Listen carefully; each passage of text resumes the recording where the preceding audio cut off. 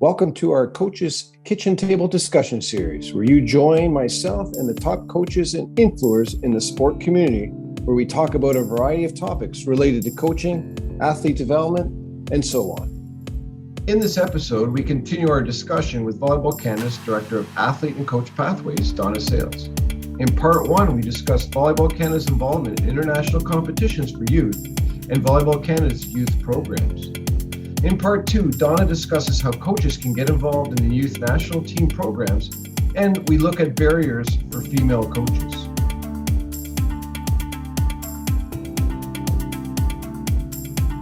How would you suggest to coaches, what's your suggestion to coaches that want to get involved with the national team programs? Like, what should they do? How, what are some different avenues that they could get involved in that? Well, contact me first. That's a good start usually. But typically, we want to see coaches who, get involved with rep programs, get involved and see things beyond just their club or just their athletes. And I think that, that sounds a little bit sort of harsh, but we want coaches that can see the 10,000 foot view and really understand A, their limitations, B, their strengths, and sort of work with, Jared's a great example of someone who basically came and said, hey, I want to be involved with this program. And I did some research and asked around and said, okay, like, who knows him? What's his background? Okay, brought him in, but kind of went through a bit of a test period. And, we have some phenomenal coaches in Canada. I'll tell you, and I've had the pleasure of working with, Scott Koski, Jimmy L. Turk, Nathan, I don't want to miss anybody, Jen Nielsen, certainly Dale did a fantastic job with that U18 group, qualifying for Norseca's.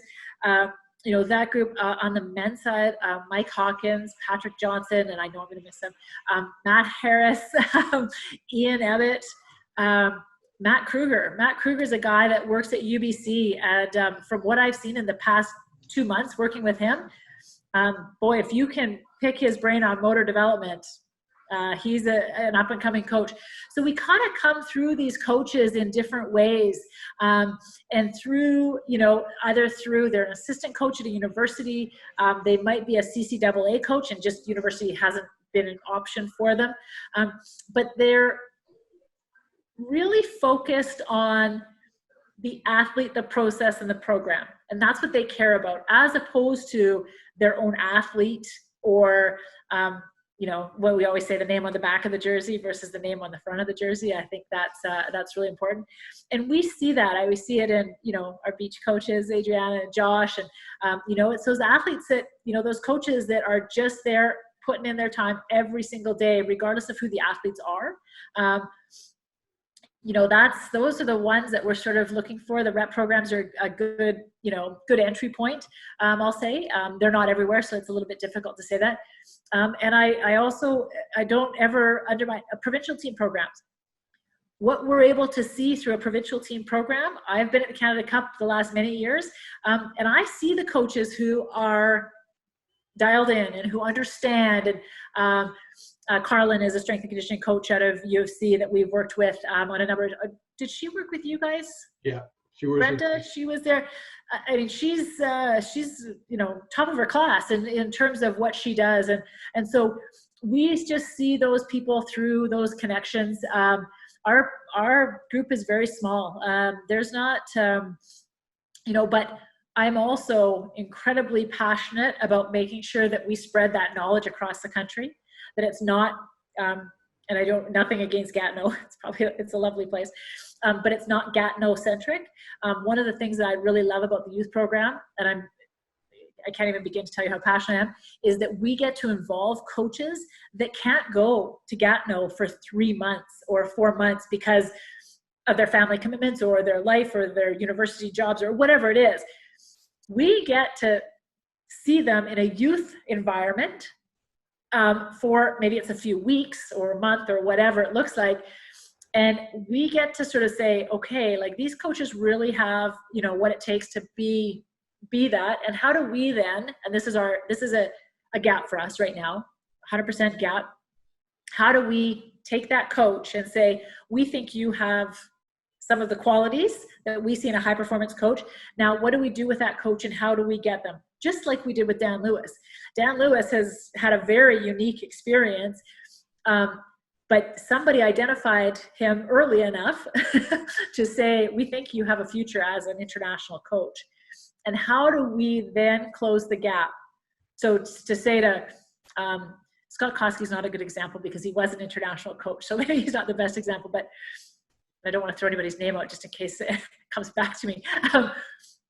I'll just say Mike Hawkins because he's the head of the U19 program. How do we say to a coach like that, you're doing, like, we really like what we see. We think these are some things that, some gaps you have or some ways, maybe places you want to go with it. Volleyball Canada needs to really take that and go, okay, what are some next steps for Mike and how do we measure that progress?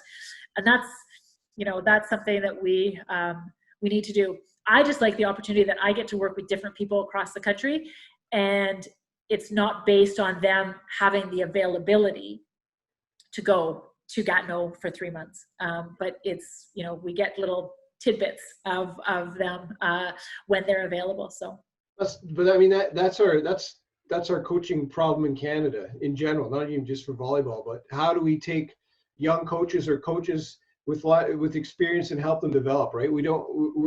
Your great coaches are mentoring, are not mentoring because they're being great coaches and they don't have time to do both. And I think that's where we struggle as a country in coaching, in amateur coaching, is how do we help our great great coaches get better, and how do we help our up and coming coaches get better with coaching? We just don't have that resource in front of us right now. So I think that's and targeting more women, I think, is a responsibility as well. Huge. Well, I'll say that I have my coaching staff for my summer camp. I have 5 women and 1 guy, me. So I'm helping out on that side, and they're all university players. So. Yeah, I look at our women's sitting program, and I can't tell you how proud we are with that. I'm really excited. I don't know. It's kind of public, but it's not public. Nicole Ban is actually going to move to Richmond for the fall and be an assistant coach with the NET program. So that's a really good, perfect example. And we use Nicole as an example for a lot of things, so I want to be careful. But there's an example of an international level coach still needing and wanting development in a different area. And now she's going to have that experience, and we've sort of made some things work to make that happen. And so that, again, is just another opportunity that we have to continue to identify and ensure that we support. I know that that is a huge project of mine that I'm waiting and passionate about to dive into. It's been a tough couple of years for this department of one, but certainly the women in coaching is a major area that we need to do a far, far better job of, and we have the ability to, but we have to think about how to do it differently. We have to think about how to do it differently. And again, I'll go back to the idea that, asking somebody to move their life, for 3 or 4 months, I certainly couldn't have done it when my children were young. But I certainly could coach if I was able to stay at home and work within my environment with the supports that I need in place for my family, and that's a big part of it. So good. So more to come on that front. It should have come a month ago, but I got distracted. Maybe Brendan, maybe you can answer this too. But on the female side, what are the barriers for female coaches? I mean, I'm looking like I said, like for me, most of my coaches that come and coach with me for my summer jobs are all female, because there's more female players out there, more university players. Yeah, but that's not coaching, Colin. That's not coaching. You're Well, not deciding playing time or playing in high stress competitions. That's summer camp. That's different. but it's coaching. I appreciate that you're making that effort. Don't get me wrong, but that's, What I'm saying is They don't have a kids too, right? they're willing to make the commitment to that, right? So they're willing to make the commitment to that. They're getting paid very well. That's one difference between club. They're getting paid way more than I get paid when I coach club. But what are the barriers that are facing females versus males? And is it social, or is it? Do you want me to start, Dawna, or do you want to start? Keep it short. Keep it one or two things, because male. No, and it's hard to say. Like there are, Brenda, go ahead. Well, I'll say that maybe women are smarter and don't want to be working, all evening and every weekend all year long, because it takes a very special man to allow I don't mean allow, but live with a wife who is living that lifestyle versus the opposite. That's just sociocultural. I think from a young age, Canadian girls are taught to be nice and share, and maybe not so much to be competitive, and hopefully that's changing, and I know it's a stereotype as well. So it goes all the way back to some sociological things like that, but then I would take it way more into the climate of being supportive, like for a university to support childcare for early young ones, or even allow you to have a crib in the office if you're nursing. And there's a lot of things from the female side that aside from supportive colleagues, and that's another whole aspect that I think a lot of males are there's a saying that if you're demanding as a female coach, you're being a bitch or you're being aggressive, where you're just being assertive or tough if you're a male. So there's a whole lot of cultural stereotype things that will take a lot to change. And I think it's started, but I don't think it's anywhere near where it has to be. You almost have to have like a child-free life, whether that's because you're gay or because you've just chosen not to have kids, in order for that pathway to work without, like I did it with young kids. It is not easy.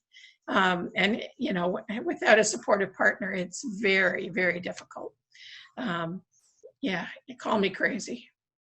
No, that makes sense. But what about even at the, because you're talking professionally, so professional coach, but even at the club level, think even at the club level, I think there's a lot of the socio.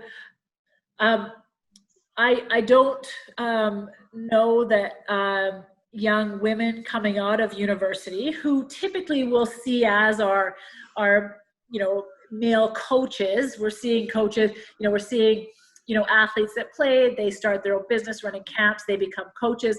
That type of thing. I don't believe that women see that as a long-term lifestyle that they can really commit to long-term.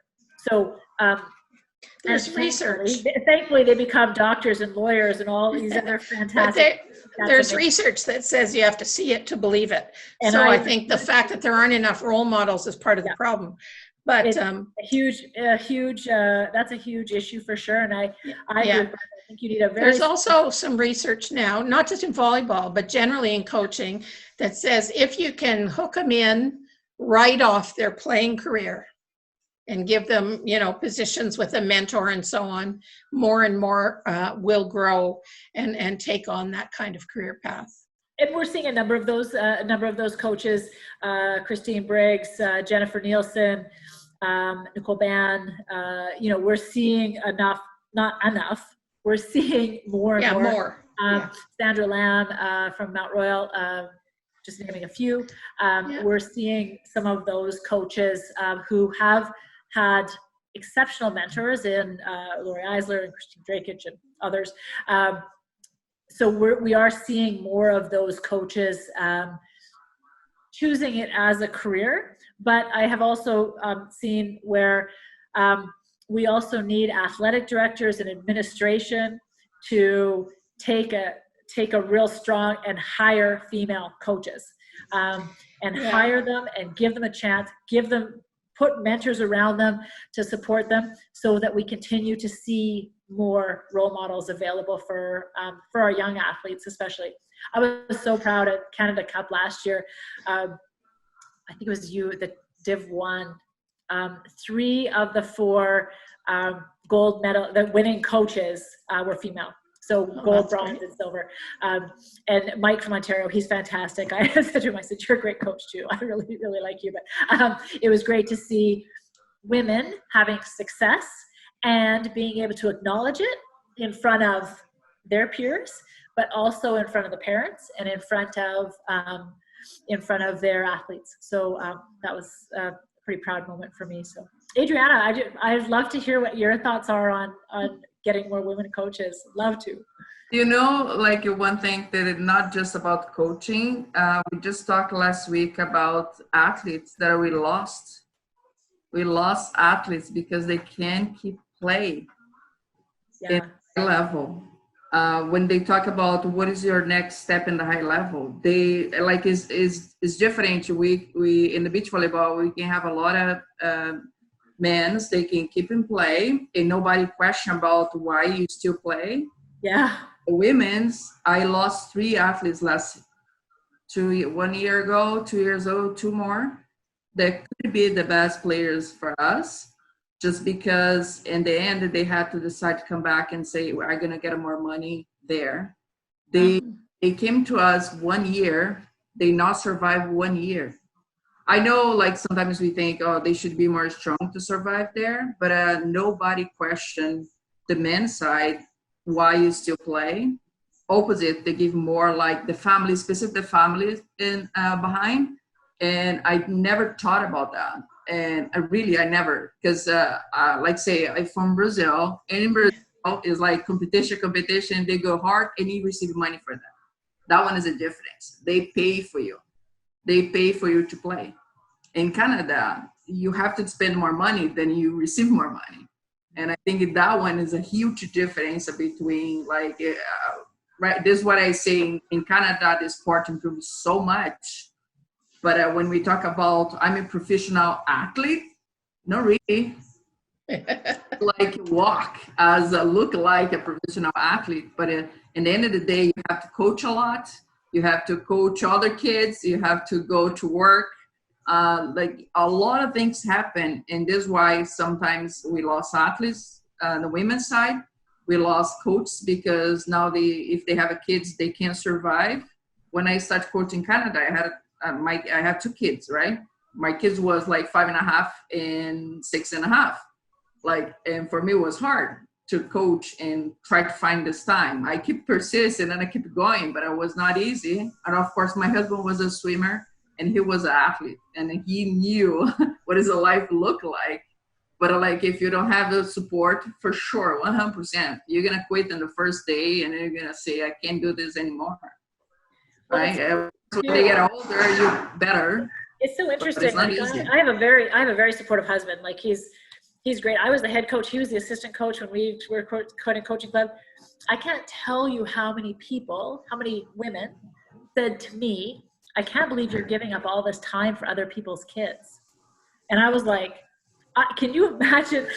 I can't imagine saying that to like my son's hockey coach. Like, I can't even imagine that conversation. I just looked at them because I coached my kids were young, and then we stopped coaching for a few years. But people would say to me like, oh, I can't believe you're giving up so much time for other people's kids. Colin, I don't know if anybody's ever said that to you. To be honest, I've been told that a lot. And, okay. but it's all by women. It's never been by a man that's ever said, well, you give up a lot of time. It's always been a mom that said it. So I mean, we have to change the language. I'm becoming more and more vocal on, a provincial association that shall remain nameless, posted on Mother's Day something like even the wording they used on Mother's Day. I was like, sorry, I'm not the cooler mom. I'm not the team mom. Oh, I used to get that I'm too. the coach, and like, what? Like, and so I did, like I said, they shall remain nameless, and they did update it and change it.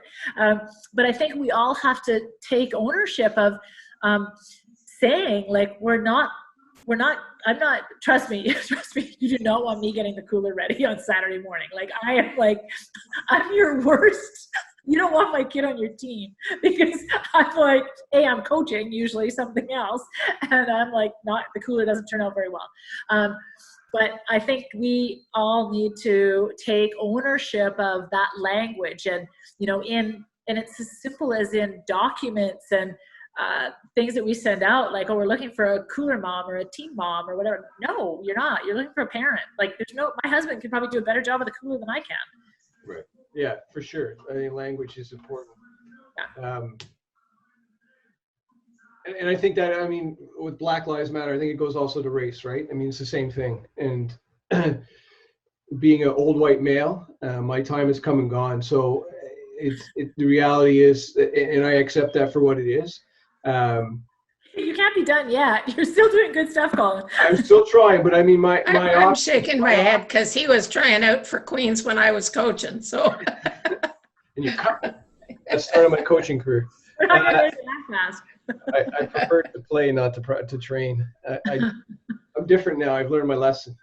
But I think it's just the reality of the situation that being a teacher in school, and especially in elementary school, you listen to the kids talk, and it's so individual. It's not about race. It's not about gender. It's nothing. It's so learned.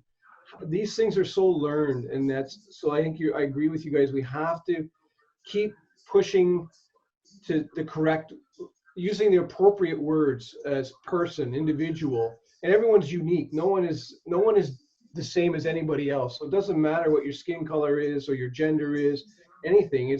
We just need to understand who you are, and your experiences makes you unique, and what you can contribute, and what do you want to contribute, and how do you want to do it, and how do we make sure that we're comparing you for who you are, not for anything else. And that's a societal thing. And man, that's another 12-hour session on the kitchen table. Yeah. I'll have to explore at some point. But I think it's a good idea for us to know that we do want to promote and provide opportunities, because I think it also goes back to providing opportunities, because volleyball is based on money.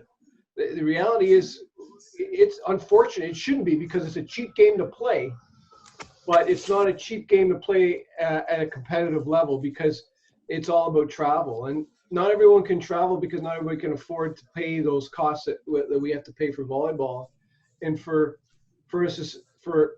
clubs and for national programs and provincial team programs to figure out, how do we get all the best athletes in, not just the ones that have parents that can write checks.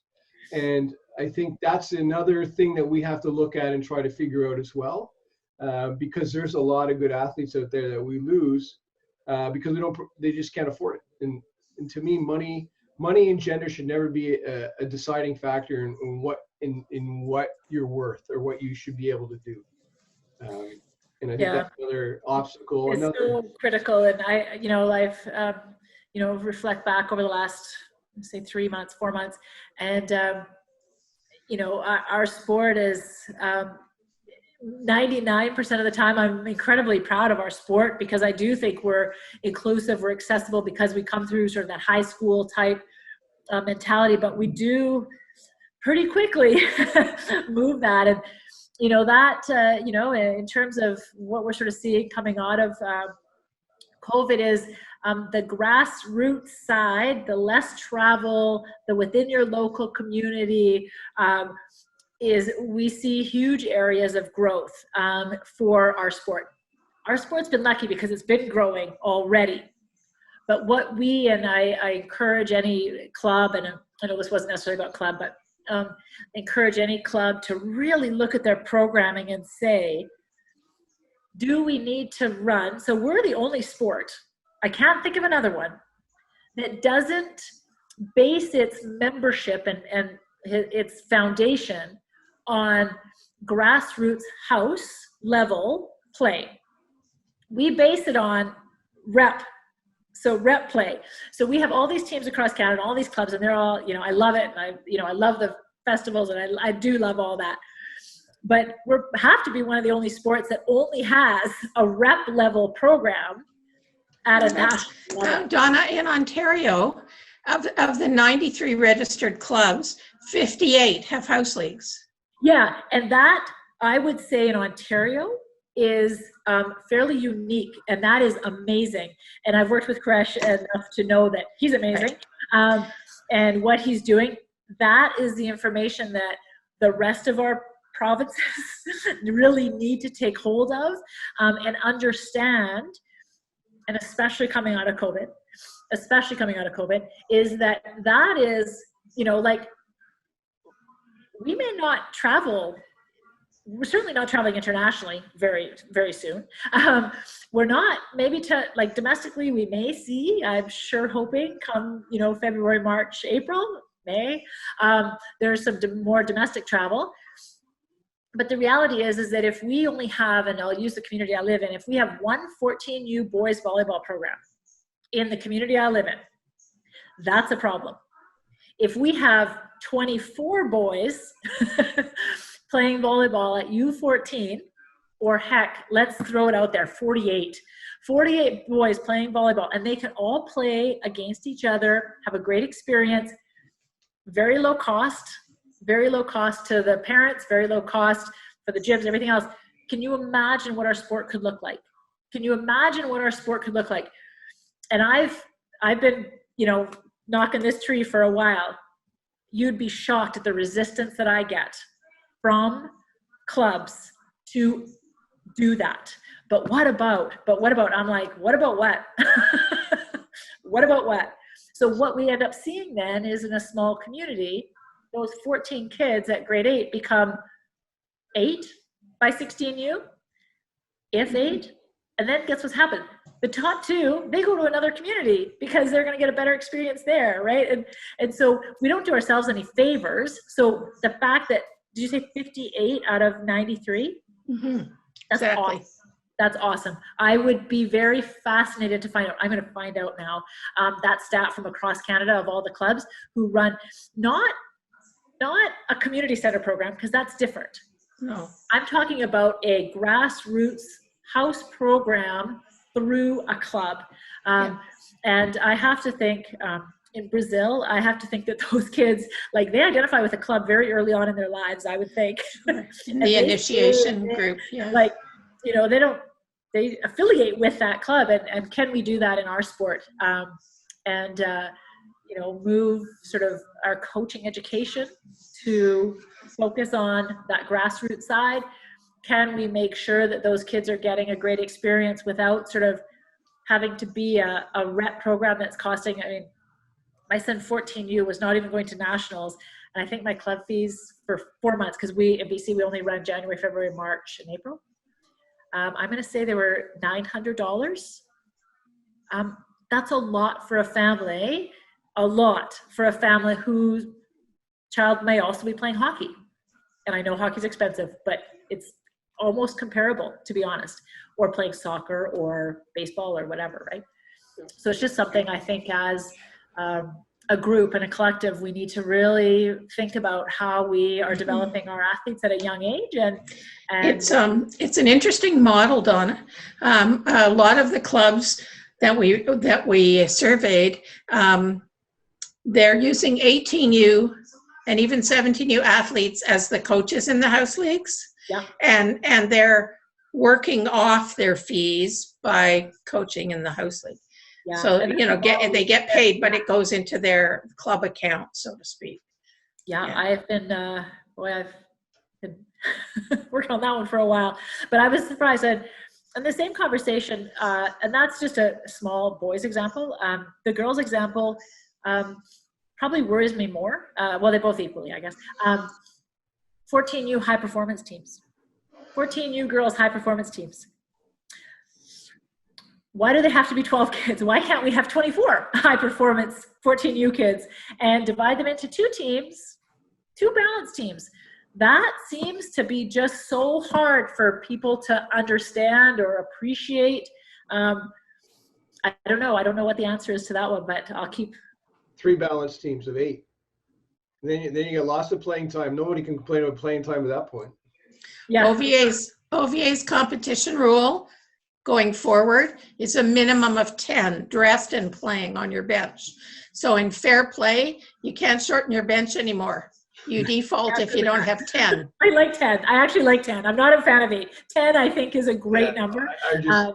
But if you have a program of like you have 20, like you said, 24 kids, and then why not expand that so 30. 10, so 30 kids, and you train together. You get a gym with 2 courts, and you train together, and to me that just provides a way bigger opportunity for development for those individual athletes. So we've done that before, and you get 1 or 2 complaints, but for the most part, when you look at the end result of 18U, how many of those athletes are still with us, and how many are playing either women's volleyball, so active for life, or how many went on to play university ball? And it was like, it's 100%. Well, the other side of it too, Colin, is that the coaching, when we talk about coaching development, and when we talk about coaching development, if we have 3 teams of 10 and we're looking for 6 coaches who are probably parents, probably moms or dads or whoever, and we give them 10, 13-year-old girls and say, okay, have a good time, we're really doing our sport a disservice. So the idea that you could have a Colin, you could have a Colin Walker lead that group, and you could educate 6 coaches and give them the confidence to then take a team maybe the next year, or continue at that same level, because that's where their development is at, and that's where they're best, because they're fantastic. Like Brenda, nice to see you. And give them that kind of, coaching, mentorship, and that kind of coaching environment. Boy, there's some big wins on that side. So yeah, and I agree. I think, and I know in Ottawa they're making that effort to do that type of stuff, and I think it's going to pay off in the long run. Yeah. You just got to, again, like anytime you do anything new, it's just you gotta be willing to put your neck out there and be able to stand up to it and say, what's the worst? Let's try it. I mean, it makes sense on paper, so we should be putting an effort into doing this, because the research says this is what works, not what you did 20 years ago and you felt it worked. Just because you felt it worked doesn't mean it worked. This is what we're looking at, the research, right? And sticking to it and believing in it. And I think that's the hard part for all of us, because like you said, not every coach is an educator. Not every coach has been immersed in coaching. They're doing it as a part-time thing on top of their normal 40 to 60 hour work weeks. So for asking them to go out and do and that's the thing that you hear about is, why do I have to get certified? Or why do I have to do this training stuff? It's all these weekends giving it away. Going, I agree it's a weekend away, but why are you coaching? Like, do you ask your athletes to show up at tournaments without practicing? Yeah. No, why not? Because they need to train to get better. Well, that sort of applies to you too as a coach. You want to get better and get more knowledge. So how do we help you do that?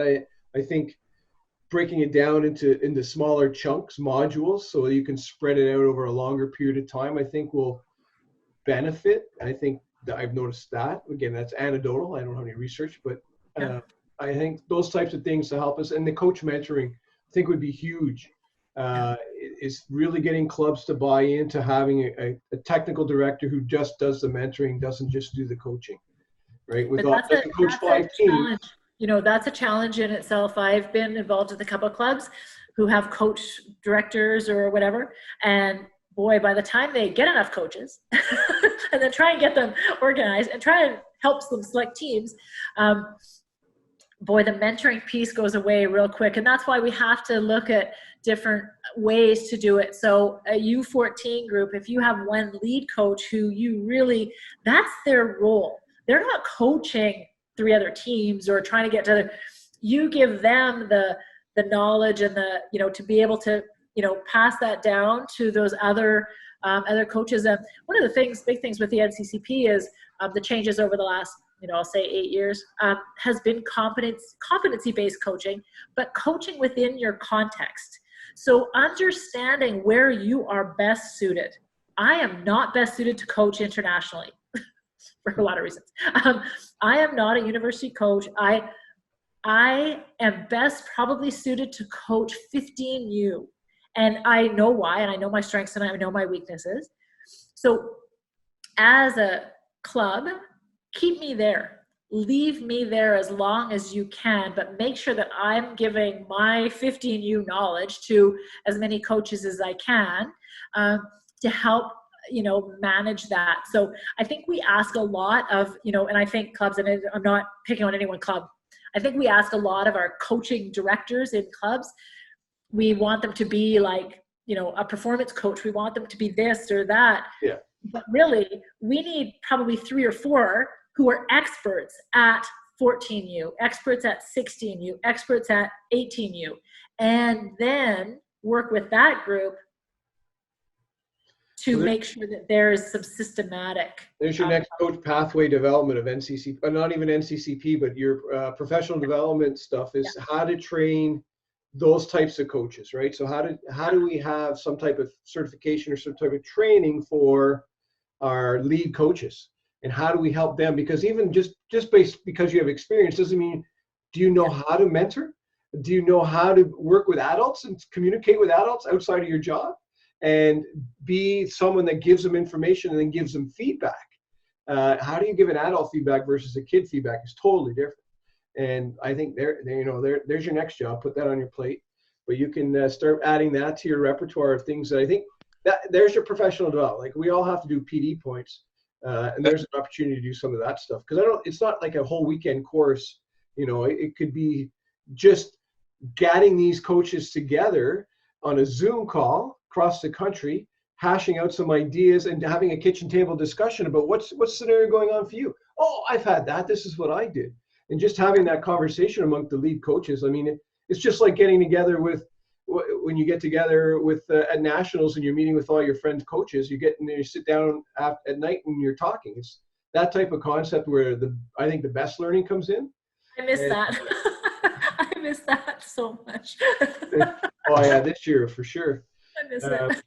But I think that would be huge. Like I think that would be a game changer for volleyball in terms of helping their coaches, and I think for helping promote that concept to clubs. By saying we're in it with you, and we're here to help you accomplish that by leading these conversations. We're not asking them to pay. It's not a paid thing. It's just Zoom calls every 6 weeks, and where we're at with your lead coach. Yeah. So we're so just to kind of give everyone a little bit of a sort of roadmap, I'll say. But one of the things that so we've just recently brought on Ian Halliday, who was with our para program for a number of years, and he went to Alberta Volleyball for about a year and a half. He's now our coaching development coordinate manager, and one of his tasks is to create more of a coaching community. But because it's so large, we have to start with one. So one of the big roles will be on the coach educator side. So evaluators and facilitators, and creating a community just amongst that group, so that not performance coach so much, but our advanced development coach, facilitators and evaluators, creating that community with them, so that we can have those regular check-ins and ensure that they are on the same page. Ensuring that we're getting through evaluations, or we're getting workshops happening, and if what's working, what's not. So that's been a project on his list. We're also he's working really hard to revamp the development coach workshop. So for any of you who've recently taken that, to be more accessible. So we're looking at a version that can be run either online or in person. We recognize the high value in having an in-person coaching workshop, but we also recognize that we need to make sure that it's accessible to more people. So we could have a national level development coach workshop through webinar and through technology, and just ensuring that our entry-level coaches are getting the education that will help them to be successful as coaches. Cool. Well, that's good. Awesome. What else we wanted to So yeah, we got off topic there about coaches finding how to get involved with the program. So one, contact you. And then is there sort of timelines that coaches should be aware of, both for their athletes in terms of identification or putting their names forward, and same with coaches putting their names forward in terms of interest in youth programs? Yeah, so typically it's, sort of November, December is when those plans start to sort of come together. I don't know what will happen this year. I don't have a crystal ball. I wish I sure did. But so typically, November, December is when we start to really nail down what the program will look like the following year. And then typically that gets sort of finalized sort of mid-January, end of January type time frame. Okay. I wish I could tell you it was earlier. And it just gets posted on Volleyball Canada's website, right? Yeah, usually we post on Volleyball Canada website. I typically will send it out to through sort of our youth sports CCAA kind of network, our provincial our PTAs. Typically, I'll make sure that they see it as well. And those are sort of the three different ways that information gets out. In terms of the athletes, again, once we sort of get those programs, we typically go with the same kind of, the PTAs are the most important part, our website. I think as we sort of head more down the road in terms of social media, we're sort of seeing, each team kind of has their own social media. So that's somewhere that we haven't explored yet, but it's definitely an avenue now that we can further explore for promotion of those programs. There's a lot of people follow those teams and that are interested in playing on them. Right. Yeah. Friends, for sure. Yeah. Yeah. All right. You know what? It's 9 o'clock. Can't believe 2 hours go by. That's 2.5 hours for us too. So that's impressive. You've tied everybody else. So you were all worried about not having. We've managed to get as long as everybody else.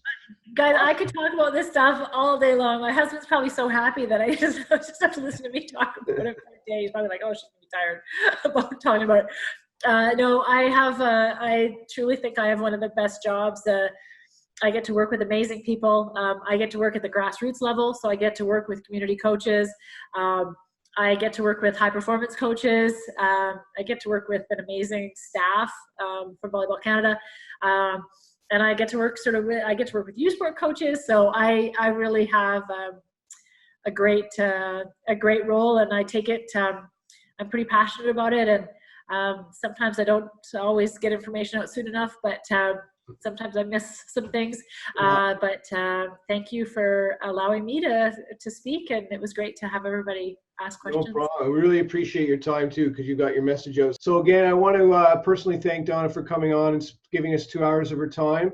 I really appreciate it. I think we got a lot of information about the youth national programs, starting with the REP program in your community, or get one started. Contact Dawna.